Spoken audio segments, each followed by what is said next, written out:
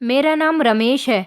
मैंने अपनी ज़िंदगी में पहली बार एक ऐसा हादसा देखा था जिसको मैं आप लोगों के साथ शेयर करना चाहता हूँ। इस हादसे से कई जिंदगियों पर असर पड़े थे। मैं अभी पढ़ाई कर रहा था। मेरे माता पिता चाहते थे कि मैं पढ़ लिख कर किसी काबिल बन जाऊं, क्योंकि मेरे दो बड़े भाई थे और दोनों ही बिल्कुल नकारा थे। उन दोनों ने हमारे घर के हालात को काफ़ी अच्छी तरह से बिगाड़ दिया था, क्योंकि दोनों ही गलत संगतों में चले गए थे। हम 3 भाई थे। लोग मेरे पेरेंट्स से कहते थे कि आप लोग तो बड़े खुशनसीब हो जिनको 3-3 बेटे नसीब हुए हैं, क्योंकि लड़कों को तो लोग समझते हैं कि वो घर की सारी जिम्मेदारी को उठा लेते हैं। अगर मेरे माता पिता की 3 बेटों की जगह 3 बेटियां होती तो शायद लोग उन पर तरस खाकर कहते कि भगवान ने बेटियां दी हैं, इनका इकलौता पिता इन लोगों का खर्च कैसे पूरा कर रहा होगा।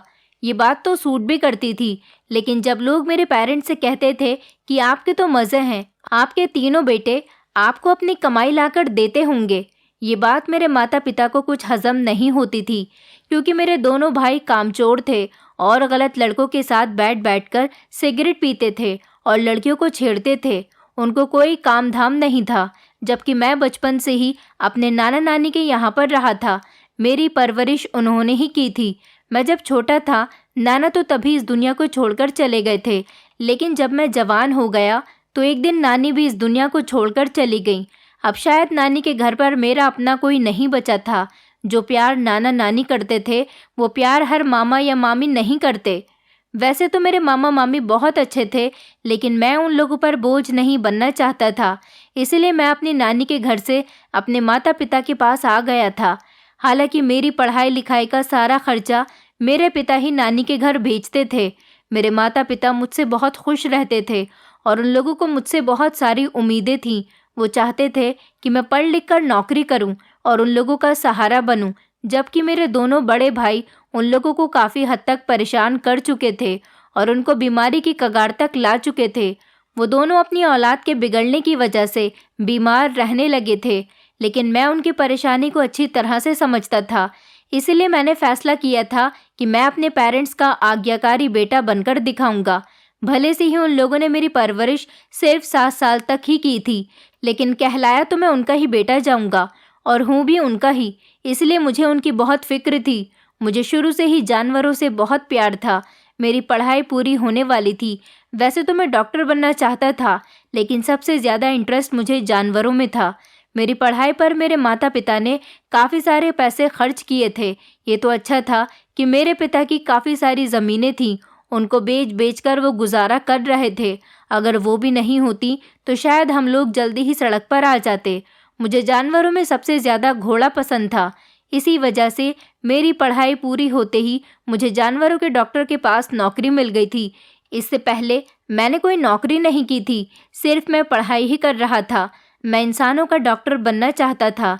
जानवरों का डॉक्टर बनने से पहले मैंने एक अस्पताल में नौकरी करना शुरू किया था। मुझ में जानवरों का इंटरेस्ट देखते हुए वहाँ आने वाले एक जानवरों के सर्जन ने मुझे अपने पास असिस्टेंट रख लिया था। वो कहता था कि तुम जैसे लोग ही जानवरों की हिफाजत कर सकते हैं, जिनके अंदर जानवरों के दुख दर्द समझने की ताकत हो, जो जानवरों की फीलिंग्स को अच्छी तरह से समझ सकें और उनके साथ नरमी से बिहेव कर सकें, जिन्हें जानवरों से प्यार हो। ऐसे ही डॉक्टर जानवरों का अच्छे तरीके से इलाज कर सकते हैं। मैं आज भी अपने क्लिनिक में मौजूद था। मैं क्लिनिक की सफाई कर रहा था। हमारे क्लिनिक में ज़्यादातर छोटे छोटे जानवर ही लाए जाते थे। कोई अपना कुत्ता लेकर आता था तो कोई अपनी रशियन कैट हमारे पास इलाज के लिए लेकर आता था। मेरी इस नौकरी से मेरे माता पिता भी बहुत खुश हुए थे। मैं अपनी सैलरी जाकर अपने माता पिता के हाथ में रखता था तो मेरे पिता गर्व महसूस करते थे। उनका कहना था कि आज पहली बार अपनी ज़िंदगी में अपनी औलाद की कमाई मेरे हाथ पर आई है, और वो बहुत ज़्यादा खुश थे। खुशी की वजह से उनकी आंखों में आंसू भी आ गए थे। मैंने उन्हें तसल्ली दी थी कि मैं अपने दोनों भाइयों जैसा नहीं हूँ। मेरी वजह से कभी आपको कोई तकलीफ नहीं होगी। आज हमारे क्लिनिक में एक ऐसा नज़ारा देखने को मिला था जिसे देखकर मेरे होश उड़ गए थे। मेरी नज़र बाहर पड़ी तो एक छोटा सा लड़का, जिसकी उम्र लगभग 12 से 14 साल के करीब होगी, वो एक बीमार सी घोड़ी को लेकर आया था। घोड़ी को खड़ा हुआ देखकर ऐसा महसूस हो रहा था कि वो बहुत ज़्यादा तकलीफ़ की शिकार है। मैंने जब उसे देखा तो हैरान रह गया था। आज से पहले मैंने किसी जानवर की आंखों में इतनी तकलीफ नहीं देखी थी। उसकी आंखों में मुझे गम भी नजर आ रहा था, जैसे कि वो अपने मालिक से रिक्वेस्ट कर रही है। मैं जब बाहर आया तो वो लड़का रो रहा था। मैंने उससे पूछा कि क्या हुआ है बेटा, तुम क्यों रो रहे हो? तो वो कहने लगा, मेरी घोड़ी के साथ बहुत बड़ा अत्याचार हो गया, मगर मैं इस बारे में कुछ नहीं कह सकता। आप मेरी घोड़ी का इलाज कर दो। मैंने उसे चौंकते हुए सवाल किया था कि तुम्हें इतनी कीमती घोड़ी किसने दी है, क्योंकि उस लड़के की हालत तो मजदूरों जैसी लग रही थी, जबकि उसके पास मौजूद घोड़ी काफ़ी ज़्यादा महंगी थी। मुझे जानवरों का बहुत शौक था, इसीलिए मुझे जानवरों के बारे में काफ़ी सारी जानकारियाँ भी थी। उसकी कीमत ज़्यादा थी क्योंकि वो नस्ल बढ़ाने वाली घोड़ी थी। मैंने उससे कहा कि सच सच बताओ कि ये घोड़ी तुम कहाँ से लेकर आए हो। उस लड़के ने फौरन ही मेरे आगे हाथ जोड़ दिए और रोने लगा था। उसकी आंखों में मोटे मोटे आंसू थे। उसने मुझसे कहा, अगर आपको पता चल जाए कि इस वक्त ये घोड़ी कितनी तकलीफ में है तो आप मुझसे कोई भी सवाल पूछने के बजाय इसका इलाज करना शुरू कर दोगे। आप कैसे जानवरों के डॉक्टर हो जिसे एक जानवर की तकलीफ का एहसास ही नहीं हो रहा? वो लड़का मुझे डॉक्टर समझ रहा था। इतनी कम उम्र होने के बावजूद भी वो बातें बहुत समझदारी भरी कर रहा था। मैंने घोड़ी की तरफ देखा तो वो सच में बहुत बेचैन लग रही थी। मैंने बड़े डॉक्टर को बुलाया और उनसे कहा कि इस घोड़ी का क्या किया जाए। बड़े डॉक्टर सर्जन थे और वही इस क्लिनिक के मालिक थे। उन्होंने जब घोड़ी के पेट की तरफ देखा तो कहने लगे कि इसके साथ कुछ गड़बड़ लगती है। मैं डॉक्टर साहब की बात सुनकर चौंक गया था। उन्होंने कहा, इसका जल्द से जल्द अल्ट्रासाउंड करना होगा। हम कोई भी बात अंदाज़ा लगाकर नहीं कह सकते और ना ही अभी किसी नतीजे तक पहुंच सकते हैं।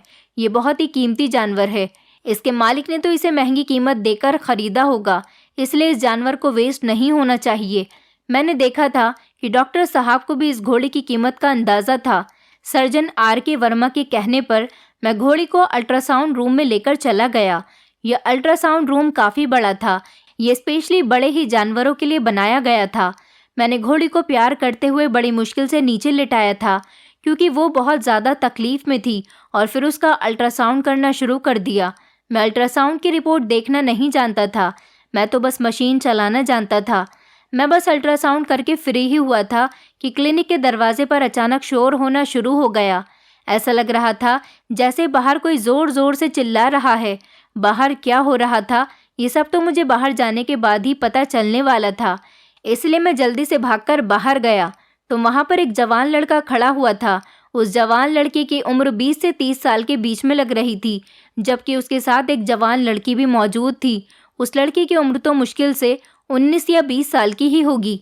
मैंने उन दोनों को देखा तो मुझे बड़ी हैरानी हुई थी। मैंने उन लोगों से पूछा कि तुम लोग कौन हो और यहाँ पर आकर इतना शोर क्यों मचा रहे हो? तो उन्होंने एक बड़ी ही अजीब बात कही। वो लड़का कहने लगा कि हम लोग तो यहाँ पर अपना जानवर लेने के लिए आए हैं। चलो जल्दी से हमें हमारा जानवर दे दो, हमें उसे जल्दी ही वापस लेकर जाना है। उनकी बातें सुनकर तो मुझे बहुत गुस्सा आया था कि आखिर वो कौन से जानवर की बात कर रहे थे। मेरी तो कुछ समझ नहीं आ रहा था। फिर मुझे याद आया कि एक जानवर जो हमारे पास मौजूद है, शायद ये लोग उसी की बात कर रहे हैं। मैंने कहा कि आपका वो जानवर तो खुद ही हमारे पास एडमिट करने के लिए लाया गया है। अगर आप उसकी बात कर रहे हो तो अभी उसका अल्ट्रासाउंड हो रहा है। हम अभी आधा अधूरा इलाज करके तो आपके जानवर को नहीं दे सकते। मैंने भी उनको गुस्सा दिलाने के लिए ये सब कहा था। वो लोग मेरी बात सुनकर गुस्से से भड़क उठे थे। तभी वो लड़का कहने लगा कि तुम्हारी हिम्मत कैसे हुई मेरे आगे इतना बोलने की? तुम नहीं जानते हो कि मैं कौन हूँ और मैं किसका बेटा हूँ। मैं तुम्हें खड़े खड़े खरीद सकता हूँ और तो और तुम्हें यहाँ से नौकरी से भी निकाल सकता हूँ। जाओ जाकर जल्दी से मेरी घोड़ी ले आओ, वरना मुझसे बुरा तुम्हारे लिए कोई नहीं होगा। वो लड़का तो बहुत ज़्यादा भड़क उठा था। मुझे उसे देखकर कोई डर नहीं लग रहा था, क्योंकि जिस जानवर का मैं अल्ट्रासाउंड करके आया था वो बहुत ज़्यादा तकलीफ़ में था। मैं उसका इलाज हुए बिना ही इन लोगों को उसे नहीं दे सकता था। उस घोड़ी को इलाज की ज़रूरत थी। अब मुझे इन दोनों लड़का लड़की पर शक होने लगा था, क्योंकि कोई भी आम आदमी छोटी सी बात पर इतना भड़कता नहीं है, लेकिन ये लड़का जितना भड़क रहा था, इस हिसाब से तो साफ पता चल रहा था कि इसके दिल में कोई चोर ज़रूर है, या फिर ये खुद ही कोई चोर है जो मुझे धमकाने की कोशिश कर रहा है। इतने में ही डॉक्टर साहब आ गए थे। उन्होंने मेरी तरफ देखकर कहा, रमेश, ये घोड़ी इस लड़के के हवाले कर दो। वैसे भी हम ऐसे जानवरों का इलाज नहीं करते जिनके मालिक उनके इलाज के लिए सीरियस ही ना हो। ये लड़का और लड़की बहुत ही जल्दी में लग रहे थे। मुझे तो इन दोनों को देखकर कुछ गड़बड़ सी लग रही थी, पर मेरी समझ नहीं आ रहा था कि डॉक्टर साहब ने मुझे इन लोगों को घोड़ी देने के लिए क्यों कह दिया। वो बेचारी तकलीफ में थी, मैं उसका इलाज करना चाहता था। मुझसे उसकी तकलीफ देखी नहीं जा रही थी। मैं चाहता था कि उसका इलाज हो जाए और वो बिल्कुल ठीक हो जाए, तब उसे अस्पताल से लेकर जाया जाए। वो दोनों इस घोड़ी का इलाज नहीं करवाना चाहते थे। मैं और डॉक्टर वर्मा दोनों ही उन लड़का और लड़की पर शक कर रहे थे। हमने घोड़ी उनके हवाले कर दी थी तो उन लोगों को कुछ सुकून आया था। वो जो बच्चा घोड़ी को यहाँ लेकर आया था वो बहुत ही खामोश था। अब वो कुछ नहीं बोल रहा था। उन दोनों लड़का लड़की ने बताया कि ये बच्चा तो हमारे घर का नौकर है। ये हमारी परमिशन के बिना ही हमारी घोड़ी को यहाँ लेकर आ गया था और हम अपनी घोड़ी को ढूंढ रहे थे। हमें पता चला कि ये यहाँ पर आया है तो हम इसको ढूंढते हुए यहाँ तक आ गए। इसे तो ना तमीज़ है और ना ही तरीका है। आज ये मेरे हाथों से बच नहीं पाएगा, बल्कि मैं इसे खड़े खड़े ही नौकरी से निकाल रहा हूँ। उस जवान लड़के ने छोटे बच्चे पर चिल्लाते हुए कहा था और छोटे बच्चे को नौकरी से निकाल दिया और कहने लगा कि कहीं और जाकर अपनी मनमानी करना। अब अगर तू मुझे मेरे घर के आसपास भी दिख गया तो मैं तुझे जान से मार दूंगा। वो बच्चा उस लड़के की बात सुनकर रोने लगा था और कहने लगा कि मैं तुम्हारे अत्याचार की दास्तां सारी दुनिया को सुनाऊंगा। वो दोनों लड़का लड़की उस छोटे बच्चे की बात को इग्नोर करते हुए वहां से चले गए थे। आज हमारे क्लिनिक पर काफ़ी हंगामा हो गया था। पता नहीं, मुझे ऐसा लग रहा था कि जैसे वो बच्चा झूठ नहीं कह रहा। उसके दिल में कोई ना कोई ऐसी बात तो थी जो वो कहना चाह रहा था, बल्कि मुझे लग रहा था कि उसके मन में कोई तो ऐसा सच था जो वो हमें बताना चाहता था। मैंने डॉक्टर साहब से भी यही कहा था कि हमें इस केस को इस तरह से नहीं छोड़ना चाहिए था, मगर डॉक्टर साहब भी जिद में आ गए थे कि हम ऐसे लोगों के जानवरों की हिफाजत क्यों करें जबकि वो खुद ही अपने जानवर में दिलचस्पी नहीं रखते। मुझे तो अफसोस हो रहा था जब वो लोग अपनी घोड़ी को लेकर जा रहे थे तो वो बेचारी बहुत तकलीफ में थी और उसकी हालत बहुत गंभीर हो रही थी। इस बात की दिलचस्पी और इंटरेस्ट मेरे दिमाग में इस तरह भरा हुआ था कि मैं इस बच्चे के पीछे पीछे चल पड़ा था। डॉक्टर वर्मा मेरी आदत को अच्छी तरह से जानते थे, इसलिए उन्होंने मुझे रोकने की कोशिश नहीं की थी। फिलहाल मैं इस लड़के के पीछे पीछे चला गया था और देखना चाहता था कि आखिर ये कहाँ जा रहा है। थोड़ी दूर जाकर वो एक जगह पर बैठ गया था और वहाँ बैठकर बुरी तरह से रोने लगा। उसको फूट फूट कर रोता हुआ देखकर मैं उसके करीब चला गया था और उससे पूछा था कि तुम्हें क्या हुआ है, नौकरी से निकल जाने का दुख हो रहा है। उसने कहा, नहीं नहीं, मुझे दुख अपनी नौकरी का नहीं बल्कि उस जानवर के जाने का दुख हो रहा है। मुझे इस जानवर की रखवाली के लिए रखा गया था। मुझे उसकी हालत देखकर बहुत तरस आ रहा था। मैं उसका इलाज करवाने के लिए उसे तुम लोगों के पास ले आया। मुझे अपनी नौकरी चले जाने का बिल्कुल भी डर नहीं है। मैं तो एक जीता जागता इंसान हूँ, कहीं भी चला जाऊँगा और कहीं भी रह लूँगा। मुझे सबसे ज़्यादा अफसोस उस जानवर के बिछड़ने का है। मुझे वो घोड़ी बहुत ज़्यादा पसंद थी। पिछले 6 महीनों से मैं उसको बहुत प्यार से रख रहा था और उसकी रखवाली करता था। वो मेरे साथ बहुत खुश रहती थी। आज मुझसे उसकी तकलीफ नहीं देखी गई तो मालिक की परमिशन के बिना ही उसे आपके पास इलाज करवाने के लिए ले आया था। मगर ये लोग तो ना इंसान की तकलीफ समझ सकते हैं और ना ही बेजुबान जानवर की। ये लोग तो इंसान के साथ ही बुरा हशर करते हैं, तो फिर जानवर की तकलीफ को क्या समझेंगे। बस मुझे अपनी घोड़ी का दुख है और मैं उसकी वजह से बहुत परेशान हूँ। मैं 100% जानता हूँ कि उन लोगों ने उसके साथ कुछ ज़रूर गलत किया है, वरना कोई भी जानवर बेवजह इतनी तकलीफ में नहीं आता। वो तो पालतू जानवर थी, मैंने उसका बहुत ख्याल रखा था और मुझे बड़े मालिक ने इस नौकरी पर रखा था और स्पेशली मुझे उसका ख्याल रखने का काम दिया गया था। और आज देखो, छोटे मालिक ने मुझे नौकरी से निकाल दिया। वो बच्चा मेरी तरफ देखकर कहने लगा, क्या आप मेरी एक बात मानोगे? ये कहकर उस बच्चे ने मेरे आगे हाथ जोड़ दिए थे। उसको इस तरह से रोता हुआ और बिलखता हुआ देखकर मेरा दिल भी पिघल गया। मैंने कहा, हाँ तुम बताओ क्या कहना चाहते हो? मैं तुम्हारी हर बात मानने के लिए तैयार हूँ। मेरी ये बात सुनकर उस लड़के के चेहरे पर धीमी सी मुस्कुराहट आई थी और उसे कुछ हौसला मिला था। उस बच्चे ने जो मुझे बात बताई वो बड़ी ही अजीब सी थी। वो कहने लगा कि तुमने मेरी घोड़ी का अल्ट्रासाउंड किया है। अब तुम ऐसा करना कि अल्ट्रासाउंड की रिपोर्ट ज़रूर देखना और अपने डॉक्टर को भी दिखाना। कम से कम सच तो तुम लोगों के सामने आ ही जाएगा। अगर तुम ऐसा नहीं कर सकते और तुम्हारे अंदर हिम्मत नहीं है ऐसा करने की, तो तुम वो रिपोर्ट आते ही पुलिस को दे देना। जानवर के साथ भी बुरा करने का हक इंसान को नहीं है। आखिर जानवर भी तो एक इंसान के जैसा ही होता है, उसको भी तकलीफ होती है, उसके अंदर भी फीलिंग्स होती हैं। उस बच्चे की बातें तो बिल्कुल ठीक थीं। मुझे अब सच में उस कपल पर शक होने लगा था जो यहाँ से घोड़ी को लेकर गए थे। मैंने उस बच्चे से कहा, तुम मुझे उन दोनों के घर का पता दे दो, अगर कोई बात हुई तो हम उन तक आसानी से पहुँच सकेंगे। वो लड़का कहने लगा, मैं तुम्हारे साथ तुम्हारे क्लिनिक पर चलता हूँ। तुम चाहो तो अभी उस घोड़ी की रिपोर्ट देख सकते हो और तुम्हें भी सच का अंदाज़ा हो जाएगा और ये भी समझ आ जाएगा कि उन लोगों ने इस घोड़ी के साथ कैसा अत्याचार किया। ये लोग बहुत ज़्यादा जालिम लोग हैं। मैं इनको अच्छी तरह से जानता हूँ, लेकिन शायद मैं अपनी बात को तुम्हें सही तरह से समझा नहीं सकता। उस बच्चे की बात पर मैं उसकी बात मानने के लिए तैयार हो गया था और वो बच्चा मेरे साथ क्लिनिक आ गया। मैं उसे लेकर वापस क्लिनिक आया तो डॉक्टर वर्मा जा चुके थे क्योंकि उनके घर जाने का टाइम हो गया था। मेरे पास अल्ट्रासाउंड की वो रिपोर्ट सामने ही पड़ी हुई थी। अल्ट्रासाउंड के होते ही रिपोर्ट प्रिंट हो जाती है। मैंने वो रिपोर्ट वहाँ से उठा ली और उस बच्चे से कहा कि चलो हम किसी और डॉक्टर के पास चलते हैं और उससे कहेंगे कि वो हमें ये रिपोर्ट पढ़कर सुना दे। हालांकि रिपोर्ट तो मैं भी पढ़ना जानता था क्योंकि मैं डॉक्टर के यहाँ काम करता था, लेकिन मैं ये देखना चाहता था कि दूसरा कोई डॉक्टर इस घोड़े के बारे में क्या बताता है। मैं और वो लड़का राहुल एक करीब में बने हुए क्लिनिक पर चले गए थे। वहाँ जाकर जब हमने ये रिपोर्ट उस डॉक्टर को दिखाई तो वो डॉक्टर गुस्से से आग बबूला हो गया था। उसकी आंखें तो जैसे गुस्से में जोश मार रही थी।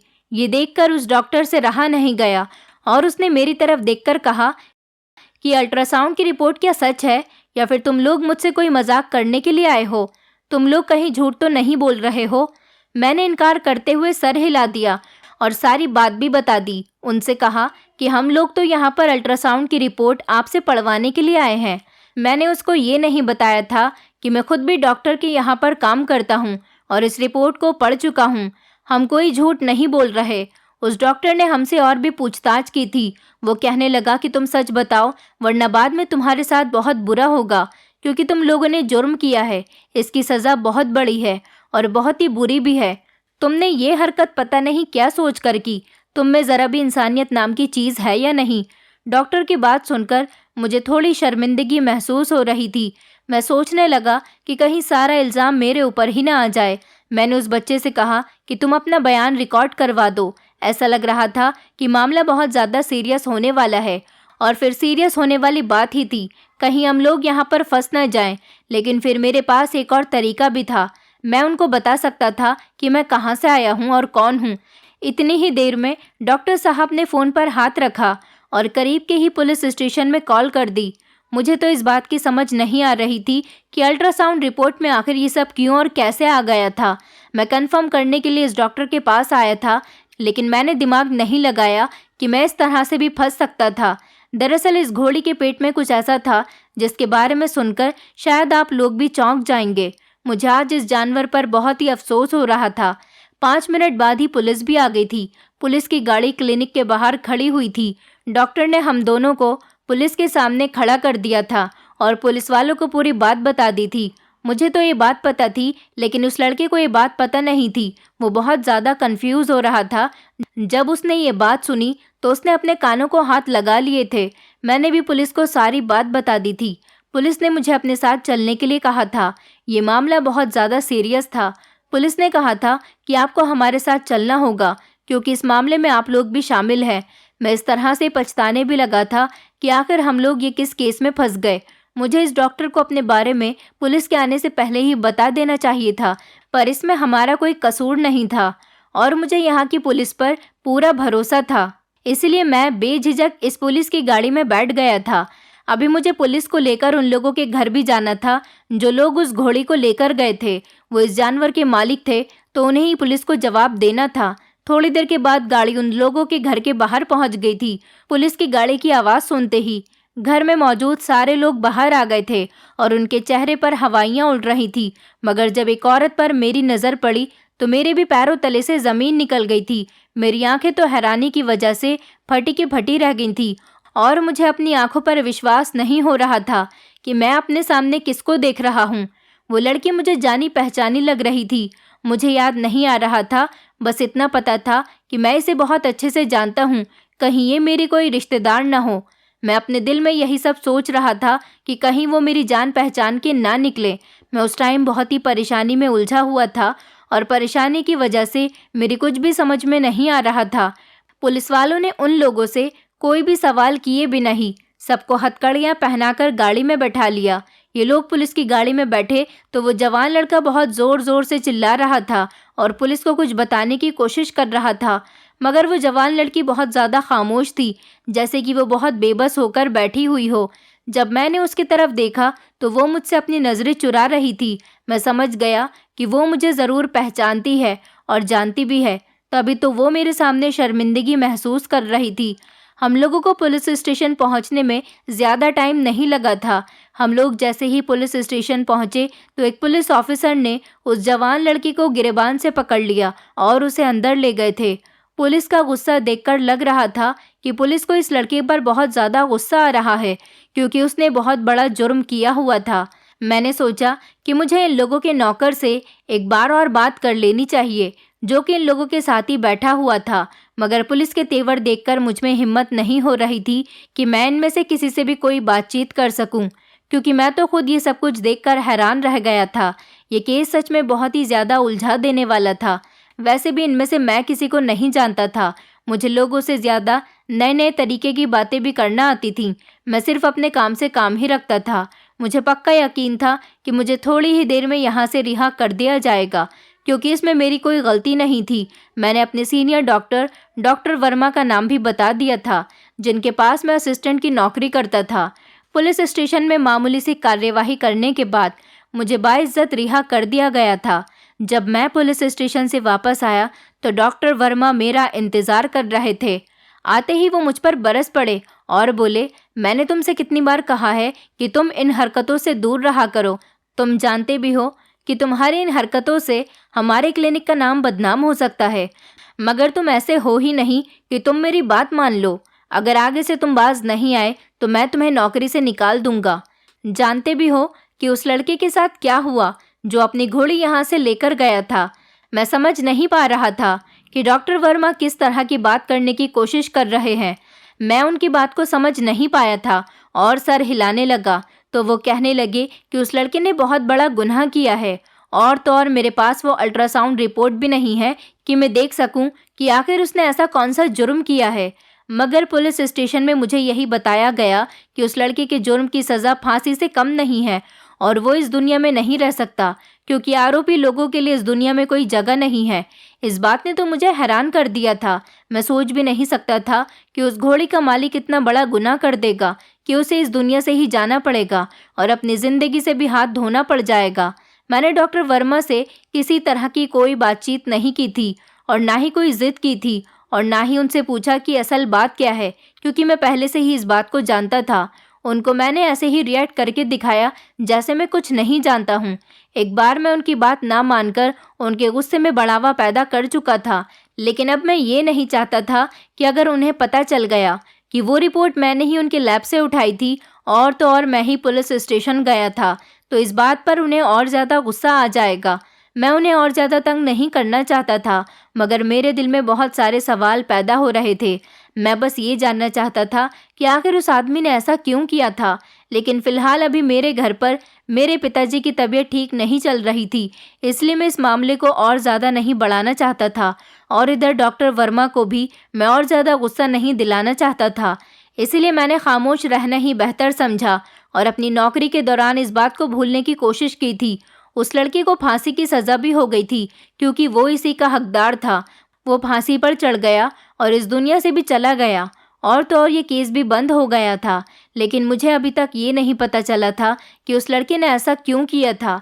ना ही मैं डॉक्टर वर्मा से इस बारे में कुछ पूछ सकता था और ना ही इस बारे में कोई डिस्कशन कर सकता था, क्योंकि अभी उनको मेरी करतूत के बारे में नहीं पता था। दिवाली की छुट्टियां हुई तो डॉक्टर वर्मा ने मुझे मेरी ईमानदारी के बदले में कोई इनाम देने का पूछा था। मैंने उनसे कहा था कि मैं कुछ दिनों की छुट्टियों पर अपने माता पिता के साथ रहना चाहता हूँ। सच कहूँ तो मेरे माता पिता की तबीयत इन दिनों ठीक नहीं चल रही। मैं कुछ दिन उनके साथ रहना चाहता हूँ, मगर मैं ये नहीं जानता था कि अपने घर में कुछ दिन परमानेंट रहने पर मुझे इस सच्चाई के बारे में पता चल जाएगा, जिसने नौकरी करते हुए लगातार मुझे इस उलझन में उलझाए रखा था। मैंने डॉक्टर वर्मा से 15 दिन की छुट्टी ले ली थी और मैं 2 दिन से लगातार अपने घर में ही था। मुझे मेरी मम्मी ने बताया था कि मेरे चाचा की बेटी सोनाक्षी, जो इन दिनों हमारे ही शहर में रह रही है, वो आज हमारे घर पर आने वाली है। सोनाक्षी जब हमारे घर पर आई तो मैं उसे देखते ही पहचान गया था। वो मेरे चाचा की बेटी थी। मेरे चाचा तो दुबई में रहते थे और वो भी उनके साथ वहीं पर रहने के लिए चली गई थी, लेकिन उसे तो मैंने अपने शहर में ही देखा था और मेरी माँ बता रही थी कि वो दुबई से ही आज हमारे घर आ रही है। उसने मुझे देखा तो वो मुझसे इस तरह से छुप रही थी जैसे उसे मुझसे कोई नुकसान पहुंचा हो। मैं उसे बड़ी हैरानी से देख रहा था।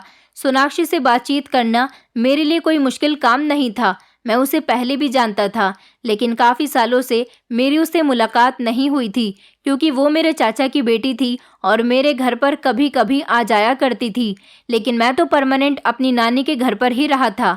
मेरे चाचा की फैमिली दुबई में चली गई थी, इसलिए मेरी सोनाक्षी से मुलाकात काफ़ी सालों बाद हुई थी।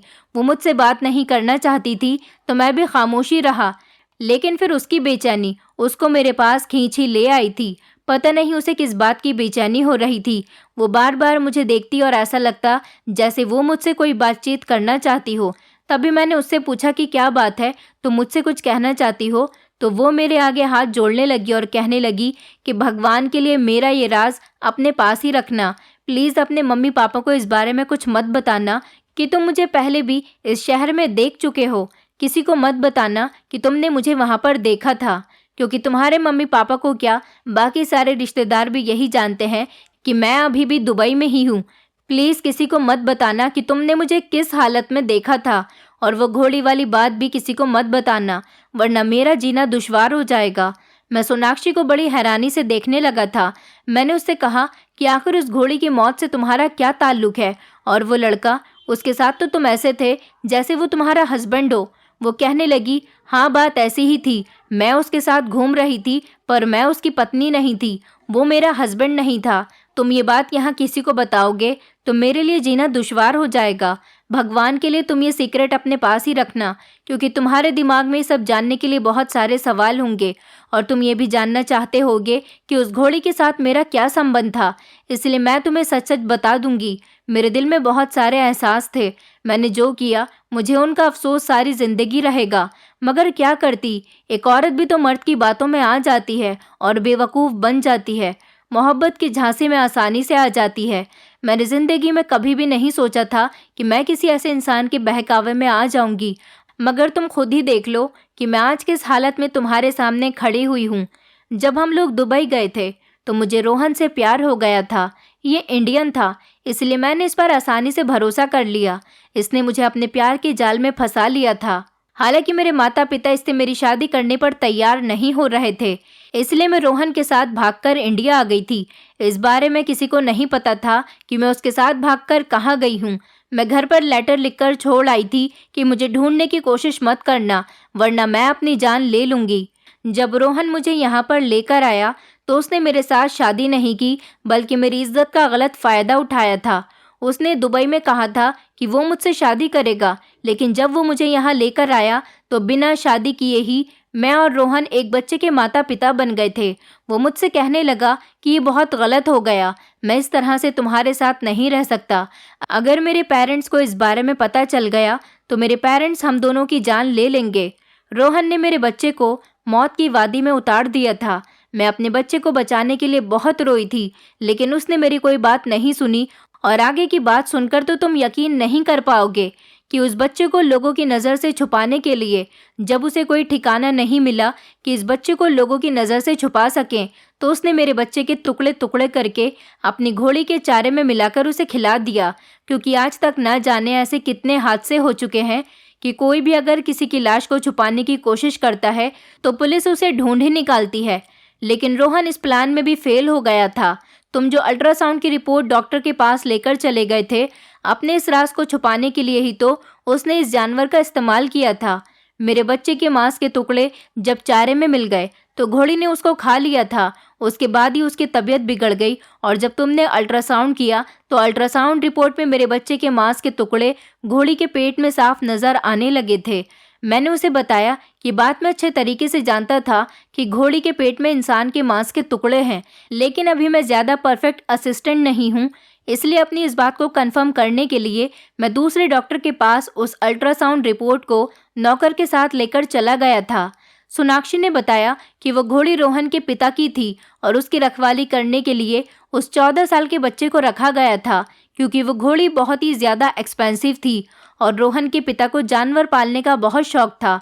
रोहन ने अपने ही घर के जानवर के साथ ऐसा किया था और उसको उसके किए की सज़ा मिल गई।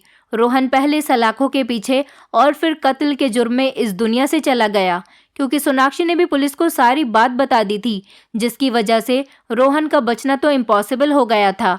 वो अपने पिता के सामने उनकी नज़रों में गिरना नहीं चाहता था, इसलिए आज वो भगवान की नज़रों में भी गिर गया और अपनी जान से भी हाथ धो बैठा।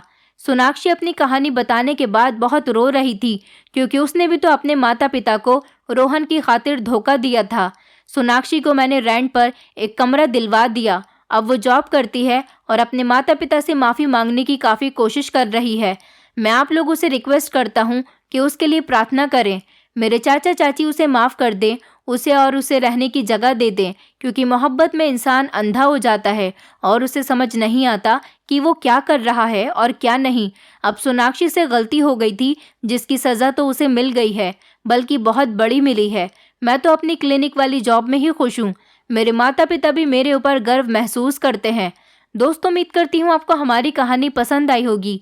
कहानी पसंद आई है तो वीडियो को लाइक करें, चैनल पर नए हैं तो चैनल को सब्सक्राइब करें और हाँ, नोटिफिकेशन बेल को ज़रूर दबाएं ताकि अगली अपडेट सबसे पहले आपको मिले।